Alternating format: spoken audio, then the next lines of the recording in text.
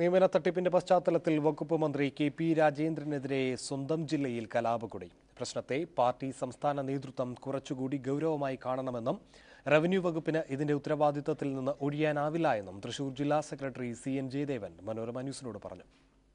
Party പ്രവർത്തകരെയും നേതാക്കളെയും ലജ്ജിപ്പിക്കുകയും വേദനിപ്പിക്കുകയും ചെയ്യുന്നതാണ് തട്ടിപ്പുമായി ബന്ധപ്പെട്ട് ഓരോ ദിവസവും പുറത്തുവരുന്ന കാര്യങ്ങൾ.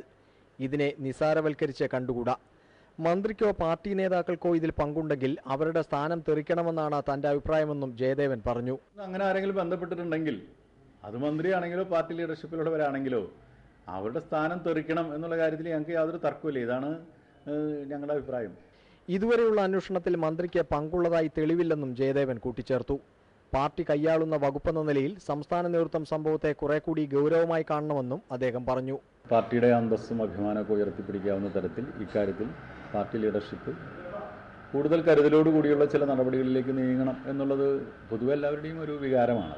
അതേസമയം ജില്ലാ നേതാക്കളിൽ ഭൂരിഭാഗം പേരും രാജേന്ദ്രൻ രാജിവെക്കണമെന്ന അഭിപ്രായക്കാരാണ്. നാളെ ചേരുന്ന ജില്ലാ നിർവാഹക സമിതി യോഗത്തിൽ ഇക്കാര്യം ചൂടേറിയ ചർച്ചയ്ക്ക് വഴിയൊരുക്കും.